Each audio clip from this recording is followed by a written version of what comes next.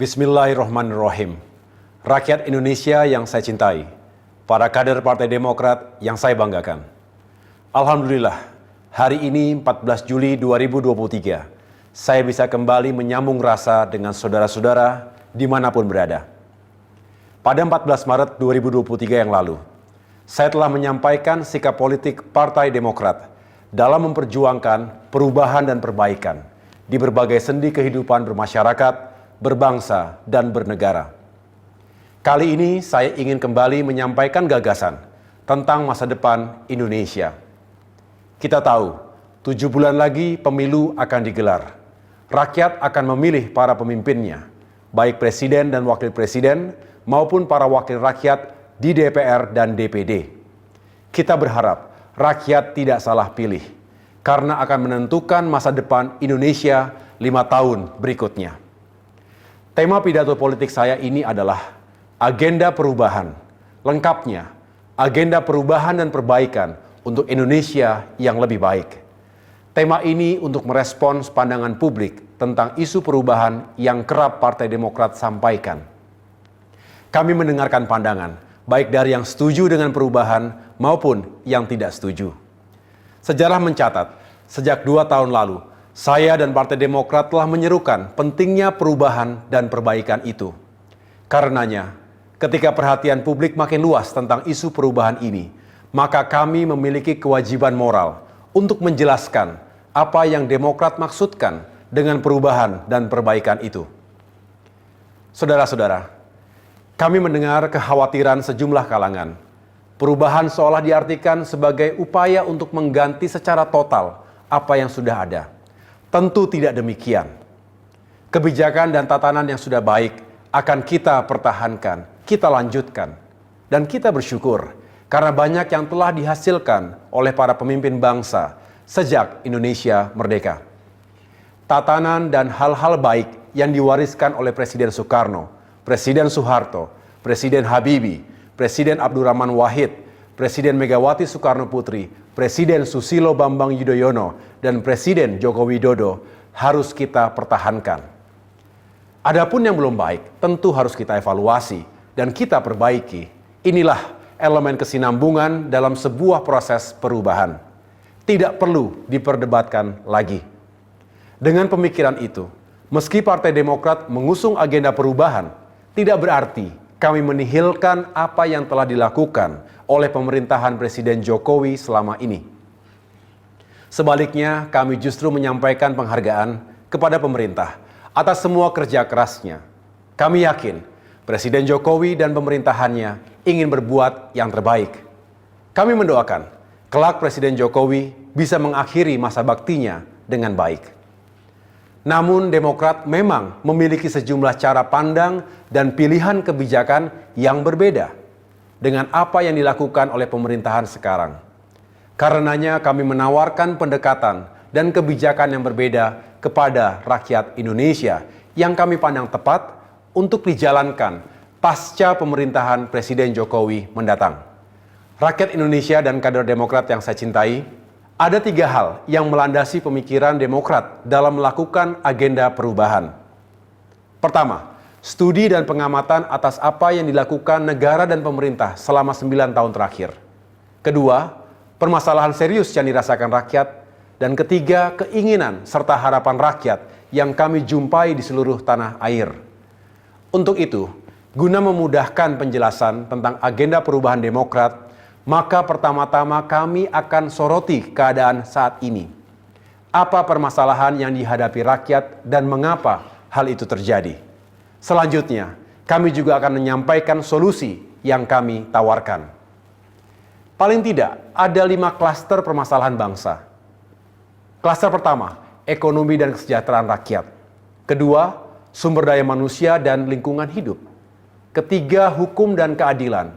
Keempat, demokrasi dan kebebasan rakyat. Dan kelima, tata negara dan etika pemerintahan. Saudara-saudara sekalian, saya akan mulai dari permasalahan yang kami nilai paling penting, yaitu klaster pertama, ekonomi dan kesejahteraan rakyat. Meskipun ada capaian, tetapi harus kita akui secara jujur, 9 tahun terakhir ini terjadi sejumlah kemandekan dan bahkan kemunduran serius. Pertumbuhan ekonomi menurun, jauh di bawah yang dijanjikan 7% hingga 8%. Pertumbuhan ekonomi stagnan di angka 5%, bahkan sempat anjlok ketika diterjang pandemi COVID-19. Akibatnya, penghasilan dunia usaha dan kesejahteraan rakyat terpukul. Daya beli golongan menengah ke bawah juga menurun. Kemiskinan dan pengangguran meningkat. Sementara itu, ketika ekonomi tumbuh rendah, yang meroket justru utang kita, baik utang pemerintah maupun BUMN. Ada yang berdalih, lambatnya pertumbuhan ekonomi karena pandemi COVID-19. Argumentasi seperti ini saya nilai hanya separuh benar. Faktanya sebelum pandemi datang, ekonomi kita juga sudah mengalami permasalahan. Sehingga mesti ada sebab dan faktor yang lain di luar pandemi. Demokrat berpendapat, faktor lain itu menyangkut kebijakan dan langkah pemerintah dalam mengelola ekonomi dan kesejahteraan rakyat. Juga dalam menentukan prioritas pembangunan dan upaya mengatasi krisis. Sulit dimengerti ketika ekonomi menurun, kekuatan fiskal melemah, utang tinggi, pemerintah justru membangun infrastruktur secara besar-besaran. Apalagi sebagian proyek dan mega proyek itu tidak berdampak langsung pada kehidupan dan kesejahteraan rakyat yang tengah mengalami tekanan. Seharusnya masih bisa ditunda pelaksanaannya.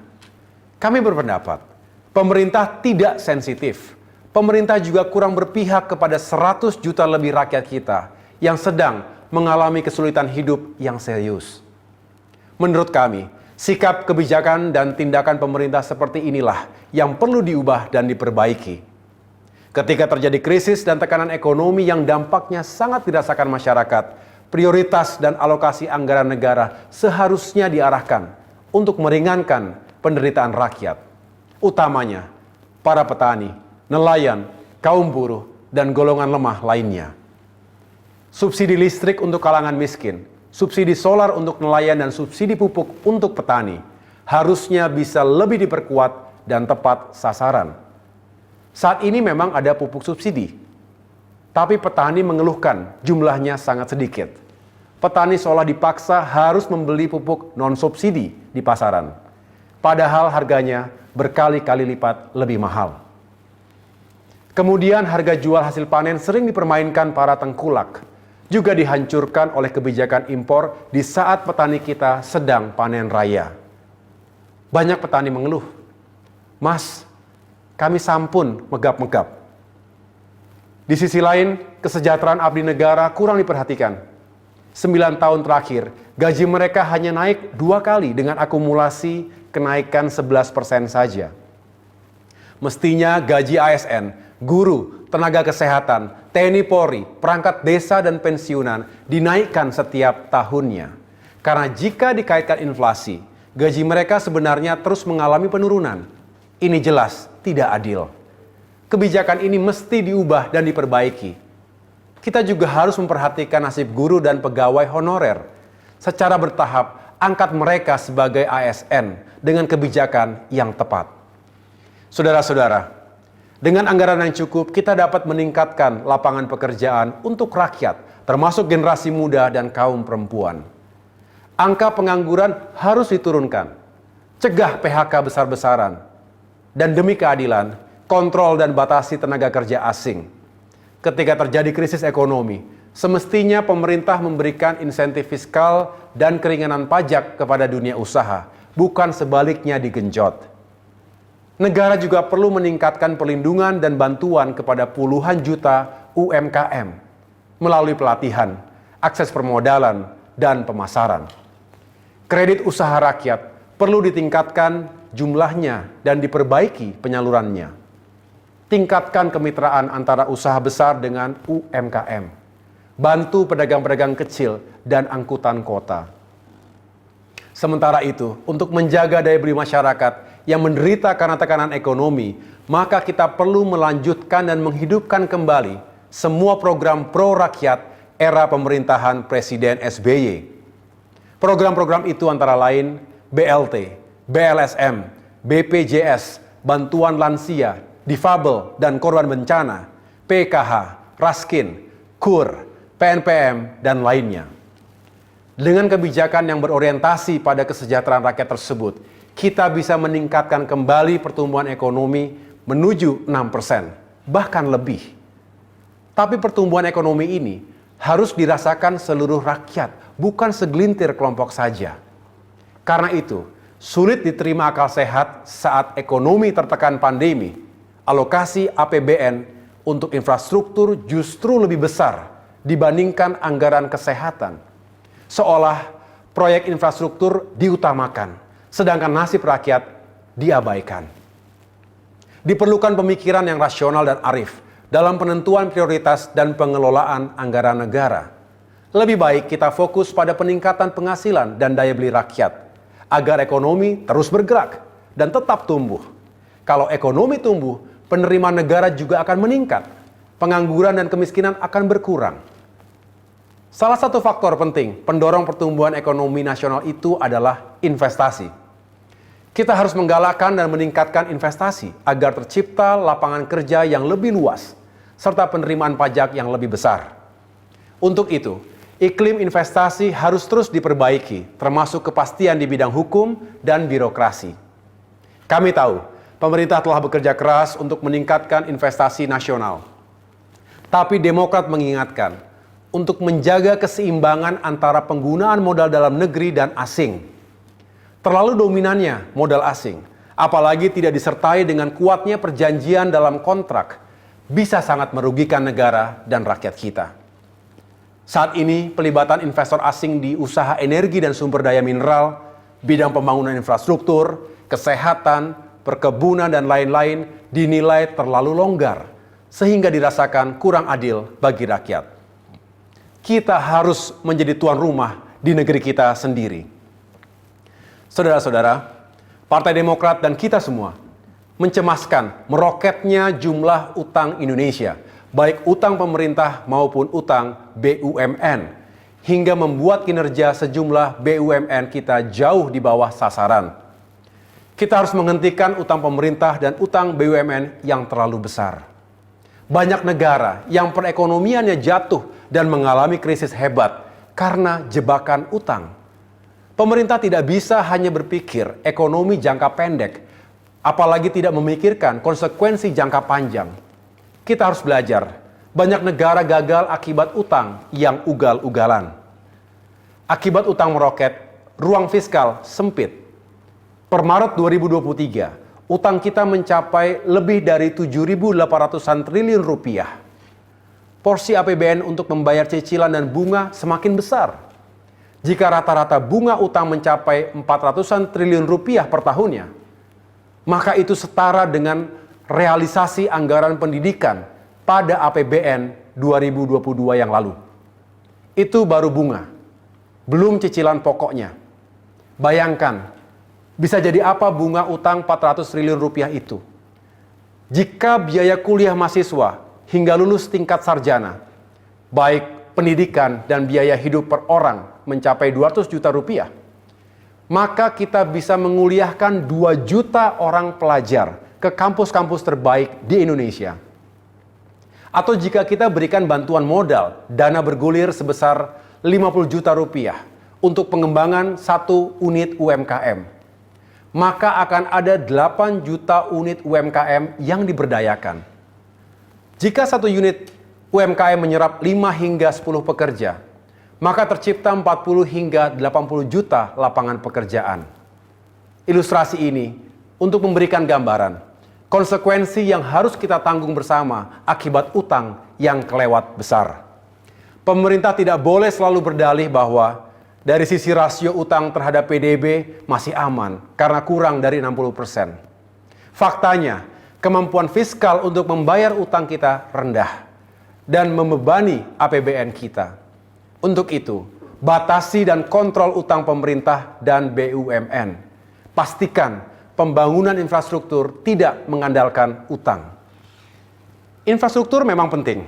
Karenanya kita juga harus melanjutkan pembangunan infrastruktur, termasuk infrastruktur perdesaan, seperti yang telah dilakukan oleh pemerintahan-pemerintahan sebelumnya. Tetapi perlu dilakukan perubahan dan perbaikan atas kebijakan pembangunan infrastruktur ini. Pertama, pilih dan prioritaskan infrastruktur apa yang diperlukan dengan tahapan yang rasional. Kedua, pastikan pembiayaan tersedia, baik dari APBN maupun non-APBN. Kerangka pembiayaan bersama atau pembiayaan penuh dari swasta juga sebuah pilihan. Jika harus berutang, utang itu bukanlah komponen paling besar. Ukur kemampuan keuangan kita, jangan besar pasak daripada tiang. Saya yakin pemerintah manapun tak ingin mewariskan utang besar kepada anak cucu kita dan membebani pemerintahan-pemerintahan berikutnya. Ketiga, pastikan infrastruktur yang dibangun memiliki keseimbangan antar sektor, antara nasional dan daerah, serta antara kota dan desa. Guna mencegah ketimpangan infrastruktur kota dan desa, Demokrat berpendapat PNPM mandiri perlu dihidupkan lagi. Pastikan dana desa cukup, serta sesuai dengan kebutuhan desa yang bersangkutan. Saudara-saudara, dapat disimpulkan, agenda perubahan dan perbaikan Partai Demokrat dalam pengelolaan ekonomi dan peningkatan kesejahteraan rakyat mencakup cara pandang, kebijakan, penentuan prioritas, dan juga alokasi anggaran yang adil dan tepat. Rakyat Indonesia dan kader Demokrat yang saya cintai, saya akan masuk bagian kedua pidato ini, terkait kualitas sumber daya manusia dan lingkungan hidup. Demokrat akan terus berjuang agar pembangunan nasional berorientasi pada pembangunan manusia, bukan yang serba benda. Karena SDM adalah kunci utama kemajuan suatu negara.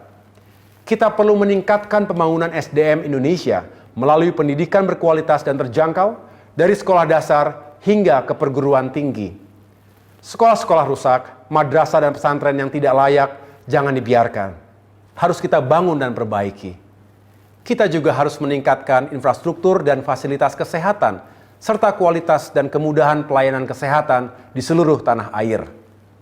Puskesmas dan rumah sakit, kapasitas tenaga kesehatan, infrastruktur serta kesiapan fasilitas medis di berbagai daerah juga harus ditingkatkan. Karena itu, hidupkan kembali dan tingkatkan program-program pro rakyat di bidang pendidikan dan kesehatan era pemerintahan Presiden SBY dulu, seperti program BOS, beasiswa bidik misi, beasiswa santri, beasiswa LPDP, BPJS Kesehatan, dan lainnya. Tingkatkan beasiswa prestasi dan beasiswa untuk golongan kurang mampu. Kerjasama pemerintah, lembaga pendidikan, dan dunia usaha perlu ditingkatkan agar lulusan pendidikan lebih mudah dapat pekerjaan. Yang tidak kalah penting, terkait kebijakan kesehatan nasional. Demokrat berpendapat agar anggaran wajib sebesar minimal 5% dari APBN yang dihapus di Undang-Undang Kesehatan seharusnya dipertahankan. Saya ulangi, harusnya tetap dipertahankan. Saudara-saudara, selanjutnya kita juga harus peka pada kondisi dunia yang kini tengah mengalami krisis lingkungan. Kita harus menyelamatkan bumi dan lingkungan kita yang semakin terancam oleh krisis iklim. Indonesia tidak kebal karena bangsa kita juga hidup di bumi yang sama. Kita makin merasakan dampak buruk dari perubahan iklim ini. Terjadi berbagai bencana alam, polusi udara, dan pemanasan global yang berdampak buruk pada kualitas tanah untuk pertanian dan perkebunan. Diprediksi, 8% lahan pertanian di dunia tidak akan lagi bisa digunakan jika suhu bumi meningkat 1,5 derajat Celcius. Kelaparan juga akan meningkat hingga 20% akibat pemanasan global. Indonesia berkomitmen untuk mencapai net zero emission maksimal pada tahun 2060. Kita berharap itu bisa diwujudkan. Namun mencermati proses yang berjalan saat ini, target waktu tersebut sulit dipenuhi.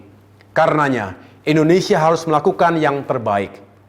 Demokrat mengajak semua kalangan untuk ikut bertanggung jawab mendorong hadirnya pertumbuhan ekonomi yang berkeadilan dan berkelanjutan, yang berlandaskan 4 pilar: pro pertumbuhan, pro lapangan kerja, pro pengurangan kemiskinan, dan pro lingkungan hidup.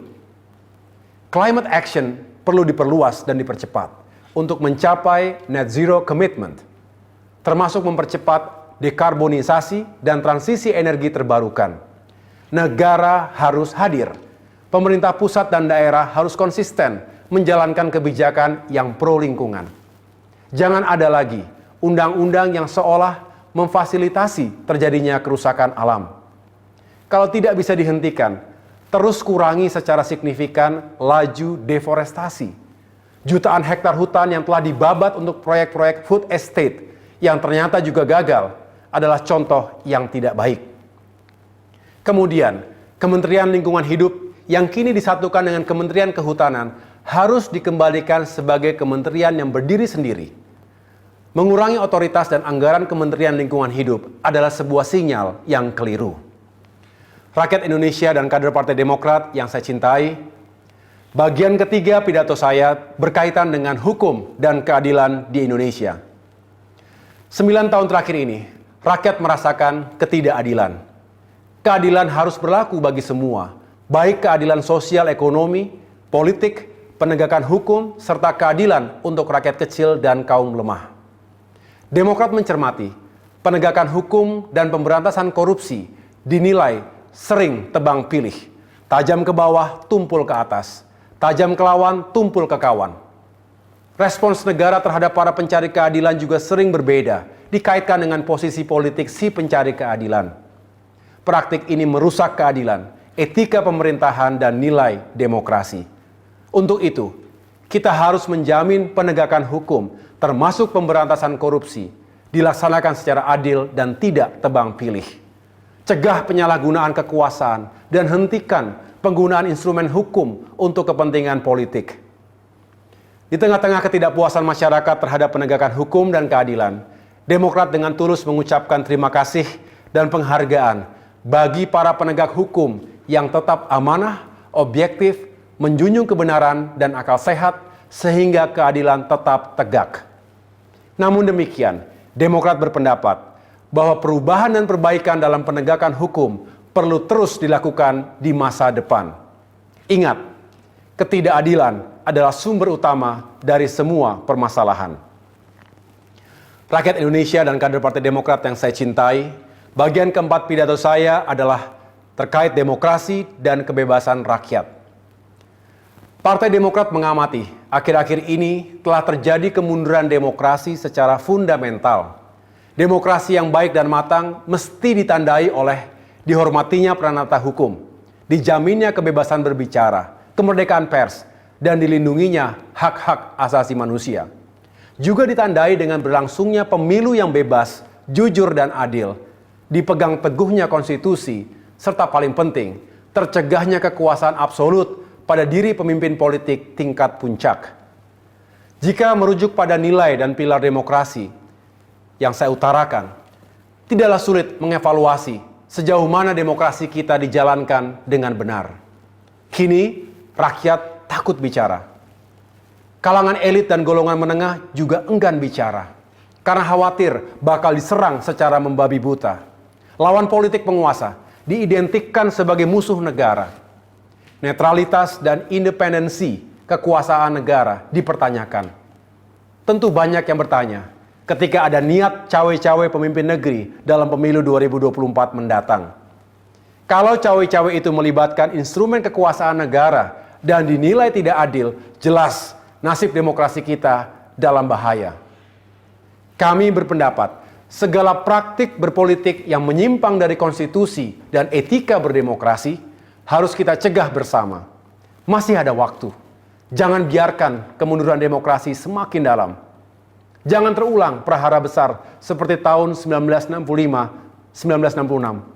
Juga tahun 1998, 1999 dulu. Jangan kita lukai perasaan rakyat agar mereka tidak menempuh caranya sendiri dalam memperjuangkan keadilan dan hak politiknya. Untuk itu, kita harus mengembalikan ruang kebebasan untuk rakyat, termasuk kemerdekaan pers. Kita juga harus menjamin hak rakyat untuk berbicara dan berpartisipasi dalam kehidupan bangsa sesuai konstitusi. Hentikan represi negara terhadap rakyat. Tingkatkan kualitas demokrasi berdasarkan nilai-nilai kebebasan, keadaban, dan kemanfaatan. Rakyat Indonesia dan kader Demokrat yang saya banggakan, Bagian kelima atau terakhir dari pidato saya berkaitan dengan perbaikan tata negara dan etika pemerintahan. Undang-Undang Dasar 1945 mengatur kewenangan setiap lembaga negara, termasuk presiden dan jajaran pemerintahannya. Dalam konstitusi yang telah dilakukan 4 kali perubahan, semangat dan prinsip keseimbangan serta kesetaraan antar lembaga harus dijaga, agar tidak kembali lagi ke tatanan era otoritarian dulu. Saat ini ada tanda-tanda bahwa kesetaraan dan keseimbangan antar lembaga negara ini mulai terganggu. Kalangan pemerhati konstitusi dan tata negara mulai melihat tendensi kembalinya konsentrasi kekuasaan di tangan presiden, meski tidak sedalam di era otoritarian dulu. Sejarah memberikan pelajaran, kekuasaan tetap harus dikontrol oleh kekuasaan yang lain agar tidak menciptakan model pemerintahan yang absolut dan totalitarian. Untuk itu, Demokrat bertekad untuk menegakkan kembali kesetaraan dan keseimbangan antar lembaga negara sesuai prinsip checks and balances dalam sistem presidensial. Demokrat juga mencermati etika pejabat negara dan kaidah tata pemerintahan yang baik, good governance. Khususnya dengan apa yang boleh dan tidak boleh dilakukan, atau etis dan tidak etis untuk dilakukan oleh para pejabat negara. Misalnya, terkait keterlibatan para pejabat negara dalam kegiatan bisnis di lingkungan pemerintahan atau lembaga negara, di mana ia berada. Menjadi tidak etis jika menteri atau pejabat negara menjalankan bisnis, sementara ia berada dalam lingkaran pembuatan kebijakan dan regulasi yang terkait langsung dengan bisnis itu. Jelas ada konflik kepentingan. Lebih tidak etis kalau wilayah bisnis pejabat itu menggunakan anggaran negara, di mana ia terlibat dalam penyusunan APBN tersebut. Ini namanya jeruk makan jeruk, atau berburu di kebun binatang. Karenanya Demokrat berpendapat, bisnis pejabat model begini harus dicegah dan dihentikan. Rakyat Indonesia dan kader Demokrat yang saya banggakan, saya telah menyampaikan secara utuh agenda perubahan dan perbaikan untuk Indonesia yang lebih baik. Agenda perubahan ini akan diperjuangkan oleh Partai Demokrat saat ini dan di masa depan. Secara lebih rinci saya akan sampaikan pada kesempatan yang lain. Kami berharap saudara-saudara kami, rakyat Indonesia, dapat memahaminya. Semoga tidak ada lagi yang khawatir kalau perubahan yang Demokrat usung bertentangan dengan kerangka bernegara. Sama sekali tidak. Justru perubahan dan perbaikan yang diperjuangkan akan meneguhkan dan memperkokoh kehidupan berbangsa dan bernegara kita. Kami, Partai Demokrat, adalah anak kandung reformasi. Sebagai partai bergaris ideologi nasionalis religius, kami akan terus menjaga Pancasila dan keutuhan NKRI. Kami akan mengawal dan menjaga kebinekaan bangsa, serta menolak intoleransi, ekstremisme, dan radikalisme dalam bentuk apapun dan dari kalangan manapun. Partai Demokrat pro ekonomi yang berkeadilan dan ramah lingkungan, pro kesejahteraan rakyat, khususnya wong cilik, juga pro keadilan dan pro demokrasi. Itulah jati diri kami. Akhirnya, kami mohon doa restu dan dukungan rakyat agar perjuangan besar ini dapat terwujud. Di atas segalanya, kami memohon ridho dan pertolongan Tuhan Yang Maha Kuasa, Allah Subhanahu wa Ta'ala, agar kami dapat terus berkontribusi positif dalam pembangunan Indonesia ke depan. Kepada para kader Demokrat, jadilah motor perubahan dan perbaikan yang siap menghadirkan gelombang dan getaran untuk Indonesia yang lebih baik. Maju negaranya, sejahtera rakyatnya. Mari kita satukan energi dan kekuatan perubahan. Insya Allah, perubahan dan perbaikan akan hadir di Indonesia. Terima kasih. Tuhan bersama kita.